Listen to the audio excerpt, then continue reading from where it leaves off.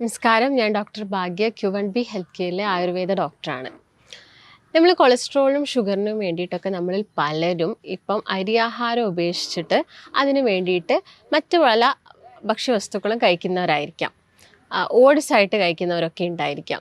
അപ്പോൾ ഇന്നത്തെ ടോപ്പിക് എന്ന് പറയുന്നത് ഓട്സിനെ കുറിച്ചിട്ടാണ്.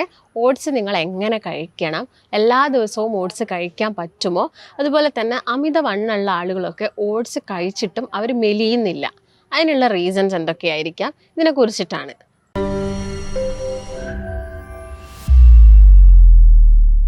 ഓട്സ് ദിവസവും കഴിക്കാമോ? നമ്മൾ മലയാളികൾ ഒട്ടുമിക്ക ദിവസങ്ങളിലും ഓട്സ് ഈ ഒരു കാലത്ത് കഴിക്കുന്നുണ്ട്.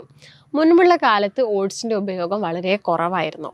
അതിനുള്ളൊരു കാരണം എന്ന് പറയുന്നത് അന്നൊക്കെ നമ്മൾ നന്നായിട്ട് ഭക്ഷണം കഴിച്ചിട്ടുണ്ടായിരുന്നെങ്കിലും നല്ലൊരു ശരീര അധ്വാനം ഉണ്ടായിരുന്നു.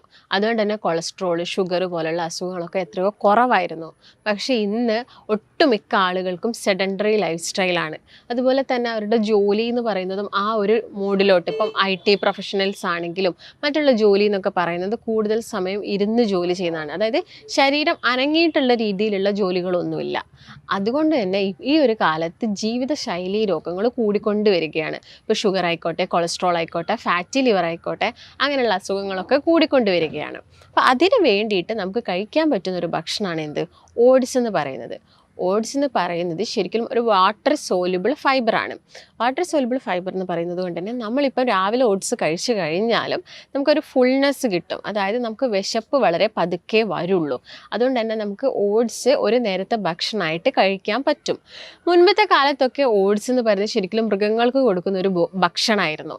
കാരണം ഞാൻ പറഞ്ഞല്ലോ, ആ ഒരു ഫുൾനെസ് കിട്ടുന്നത് കൊണ്ട് തന്നെ അത് കുറച്ചൊരു എമൗണ്ടിൽ കൊടുത്താലും ആ ജീവികൾക്ക് അത്ര പെട്ടെന്ന് വിശപ്പ് വരില്ല. പിന്നെ ഓരോ റിസർച്ചുകളും കാര്യങ്ങളൊക്കെ ചെയ്ത സമയത്താണ് മനസ്സിലാക്കിയത് ഇത് മനുഷ്യ ശരീരത്തിലും ഒരുപാട് ഗുണങ്ങൾ ചെയ്യുന്നുണ്ടെന്നുള്ള കാര്യം. അപ്പം ഓട്സ് നമ്മൾ നോക്കുകയാണെങ്കിൽ അതിൽ ഒരുപാട് കാർബോഹൈഡ്രേറ്റ്സ് അഥവാ അന്നജം എന്ന് പറയുന്നത് കുറവാണ്. നോർമലി നമ്മൾ ബാക്കിയുള്ള ഭക്ഷണം കമ്പയർ ചെയ്യുന്ന സമയത്ത് കാർബോഹൈഡ്രേറ്റ്സ് നമ്മളെ ശരീരത്തിന് വേണ്ട എനർജി തരുന്ന രീതിയിൽ മാത്രമേ ഉള്ളൂ. അതുപോലെ തന്നെ അതിൽ ധാരാളം എന്തുണ്ട്, പ്രോട്ടീൻസ് അടങ്ങിയിരിക്കുന്നുണ്ട്. അതുപോലെ തന്നെ ഫൈബേഴ്സും ധാരാളം ഉണ്ട്. ഇതൊക്കെയാണ് ഓട്സിൽ മെയിൻ ആയിട്ടുള്ള കാര്യങ്ങൾ. അതിൽ നമ്മളിപ്പോൾ ഒരു 100 ഗ്രാം ഓട്സ് എടുക്കുകയാണെങ്കിൽ അതിലൊരു 400 കിലോ കലോറി എന്തുണ്ട്, എനർജി ഉണ്ട്. ഒരു 35% വരുന്നത് പ്രോട്ടീൻസ് ആണ്. അതുപോലെ തന്നെ ഒരു 38% കാർബോഹൈഡ്രേറ്റ്സ് വരുന്നുണ്ട്. 45% എന്ത് വരുന്നുണ്ട്, ഫൈബേഴ്സ് വരുന്നുണ്ട്. പിന്നെ ഒരുപാട് മിനറൽസ് ഉണ്ട്. സിങ്ക്, സെലീനിയം പോലുള്ള ഒരുപാട് മിനറൽസും ഓട്സിൽ അടങ്ങിയിട്ടുണ്ട്. ഇങ്ങനെ നമ്മൾ ഓട്സ് ഒരു നേരത്തെ ഭക്ഷണമായിട്ട് കഴിക്കുകയാണെങ്കിൽ ഓട്സിൻ്റെ അകത്തുനിന്ന് നമ്മുടെ ശരീരത്തിലോട്ട് ഉണ്ടാകുന്ന എനർജിയുടെ അബ്സോർപ്ഷൻ എന്ന് പറയുന്നത് വളരെ സ്ലോ ആയിട്ടാണ് നടക്കുന്നത്. അതുപോലെ തന്നെ ഓട്സിലുള്ള കാർബോഹൈഡ്രേറ്റ്സ് മെയിനായിട്ടും 2 രീതിയിലാണ്. ഒന്ന് പെട്ടെന്ന് അബ്സോർബ് ചെയ്യുന്ന രീതിയിലും മറ്റേത് വളരെ സ്ലോ ആയിട്ട് അബ്സോർബ് ചെയ്യുന്ന രീതിയിലും. ഇങ്ങനെ പെട്ടെന്ന് നമ്മുടെ ശരീരത്തിലോട്ട് കാർബോഹൈഡ്രേറ്റ് വരുന്നത് എന്ന് പറയുന്നത് വെറും 7% മാത്രമാണ്. അതുപോലെ തന്നെ വളരെ സ്ലോ ആയിട്ട് വരുന്നത് എന്ന് പറയുന്നത് ഒരു 25%ഓളാണ്. അതുകൊണ്ട് തന്നെ ഈ ഓട്സിൻ്റെ കംപ്ലീറ്റ് ദഹനം നമ്മുടെ ചെറുകുടലിൽ വെച്ച് നടന്നു കഴിഞ്ഞാലും ഇത് പെട്ടെന്ന് രക്തത്തിലോട്ട് കയറില്ല. കാർബോഹൈഡ്രേറ്റ്സ് ഒന്നും പെട്ടെന്ന് രക്തത്തിലോട്ട് കയറില്ല. അതുപോലെ തന്നെ ഷുഗർ ഒന്നും രക്തത്തിലോട്ട് വരില്ല. അതുകൊണ്ടാണ് എന്ത് പറയുന്നത്, ഓട്സ് ഈ കൊളസ്ട്രോൾ ഉള്ള ആളുകൾക്കും ഷുഗർ ഉള്ള പേഷ്യൻസിനൊക്കെ കഴിക്കാമെന്നുള്ളത്. പക്ഷേ ഒട്ടുമിക്ക ആളുകളും ഈ ഓട്സ് കഴിച്ചിട്ടും അവരിൽ എന്താവുന്നില്ല, ഷുഗർ കുറയുന്നില്ല, അതുപോലെ തന്നെ കൊളസ്ട്രോൾ കുറയുന്നില്ല, ഭാരം കുറയുന്നില്ല. ഇത് അവർ ചെയ്യുന്നൊരു മിസ്റ്റേക്ക് കൊണ്ടാണ്. കാരണം ഓട്സ് കഴിക്കുന്ന സമയത്ത് നിങ്ങൾ ഒട്ടുമിക്ക ആളുകളാണെങ്കിലും അത് കാച്ചിയായിരിക്കും കഴിക്കുന്നുണ്ടാവുക. കാച്ചി എന്ന് പറയുന്ന സമയത്ത് പാലിലോ അല്ലെങ്കിൽ വെള്ളത്തിലോ, ഇപ്പം പാലിൽ കാച്ചി കുടിക്കുന്ന സമയത്താണെങ്കിലും വെള്ളത്തിൽ കാച്ചി കുടിക്കുന്ന സമയത്താണെങ്കിലും അതിൽ ഗ്ലൈസീമിക് ഇൻഡെക്സ് എന്താവുന്നുണ്ട്, കൂടുന്നുണ്ട്. ഇപ്പം പാലിലാണെങ്കിൽ കുറച്ച് 90% ഉണ്ടെങ്കിൽ വെള്ളത്തിൽ കാച്ചി കുടിക്കുന്ന സമയത്ത് ഒരു 85% ഈ ഗ്ലൈസമിക് ഇൻഡെക്സ് കൂടുതലാണ്. അതുകൊണ്ട് നമ്മൾ കാച്ചി കുടിക്കുന്നത് എന്ത് ചെയ്യണം, മാക്സിമം ഒഴിവാക്കണം. ഇപ്പോൾ പാല് കാച്ചി കുടിക്കുന്ന സമയത്ത് തന്നെ ചിലപ്പോൾ നമ്മൾ കുറച്ചുകൂടി ഷുഗറൊക്കെ ആഡ് ചെയ്യാനുള്ള ചാൻസ് ഉണ്ട്. അതുകൊണ്ടാണ് ഇത് കാച്ചി കുടിക്കരുത് എന്ന് പറയുന്നത്. അതിന് പകരം നിങ്ങൾ എന്ത് ചെയ്യണം, ഇത് ഉപ്പുമാവോ അല്ലെങ്കിൽ പുട്ടൊക്കെ ആയിട്ട് രാവിലെ കഴിക്കാൻ നോക്കുക. അല്ലെങ്കിൽ രാത്രി സമയത്താണെങ്കിലും ഉപ്പുമാവോ പുട്ടൊക്കെ ആയിട്ട് എടുക്കുന്നതായിരിക്കും കുറച്ചും കൂടി ബെറ്റർ. അപ്പം നമ്മൾ എപ്പോഴും ഓട്സ് കഴിക്കുന്ന സമയത്ത് ഞാൻ പറഞ്ഞല്ലോ, പുട്ടോ അല്ലെങ്കിൽ ഉപ്പുമാവൊക്കെ ആക്കി കഴിക്കുന്നതാണ് കുറച്ചും കൂടി ബെറ്റർ. അതിന് നിങ്ങൾ എന്ത് ചെയ്യുക, വെജിറ്റബിൾസ്, ബീൻസോ ക്യാരറ്റ് അങ്ങനെയുള്ള വെജിറ്റബിൾസൊക്കെ നന്നായിട്ട് കട്ട് ചെയ്തിട്ട് ഓട്സ് ഉണ്ടാക്കി ഒരു പുട്ടൊക്കെ ആയിട്ട് കഴിക്കുകയാണ് കുറച്ചും കൂടി നല്ലത്. അപ്പോൾ ഇതിൽ ഞാൻ നേരത്തെ പറഞ്ഞു ഗ്ലൈസീമിക് ഇൻഡെക്സും കുറയും, അതുമൂലം നമുക്ക് ഷുഗറും കൊളസ്ട്രോളും ഒക്കെ കുറയ്ക്കാൻ പറ്റും. അതുപോലെ തന്നെ ഇത് സോയാബീന് തുല്യമായിട്ടുള്ളൊരു പ്രോട്ടീൻ കൂടിയാണ് എന്തെന്ന് പറയുന്നത്, ഓട്സ് എന്ന് പറയുന്നത്.